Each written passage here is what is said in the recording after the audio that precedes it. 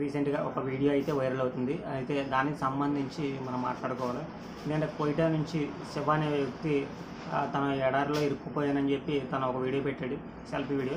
ఆ వీడియో చూసిన నారా లోకేష్ కూడా స్పందించారు. అయితే అతను తీసుకొచ్చే ప్రయత్నం అయితే టీడీపీకి సంబంధించిన ఎన్ఆర్ఐ బృందానికి అయితే అప్పచెప్పారు.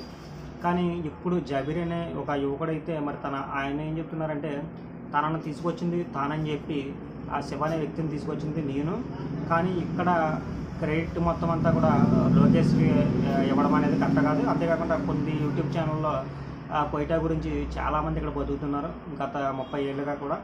కానీ ఇప్పుడు ఇతను లేనిపి ఉన్నవి కూడా చెప్తున్నాడు. అది ఎంతవరకు కరెక్ట్ అంటూ ఆ యువకుడైతే ఒక వీడియో పెట్టడం జరిగింది.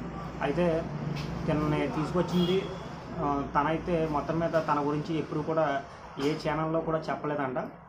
మరి ఎవరు తీసుకొచ్చినా సరే, కానీ ఇక్కడ జరిగిన సిచ్యువేషన్ బట్టి తనని ఎవరు సేవ్ చేసినా సరే ఒక ప్రాణాన్ని అయితే కాపాడ్డారు. కాబట్టి దాని గురించి ఇంకా మర్చిపోతే బెటర్ అని మనం అనుకుంటున్నాం. ఎందుకంటే అక్కడ కష్టాలు పడ్డాడో లేదో తెలియదు.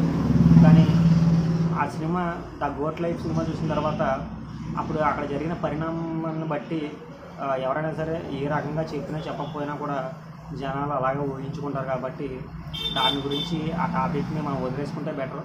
ఎందుకంటే జరిగిపోయిన దాన్ని మళ్ళీ తలుచుకొని ఇప్పుడు మీరు వీడియోలు పెట్టుకోవడం వల్ల ఇక్కడ జరిగే పరిణామం అయితే ఎలా ఉంటుందంటే రేపు పొద్దున్న వేరే వాళ్ళకి సాయం చేయాలన్న ఆలోచన కూడా అది ఉండదు అని చెప్పి ఈ వీడియో ద్వారా నేను చెప్పాలనుకుంటున్నాను.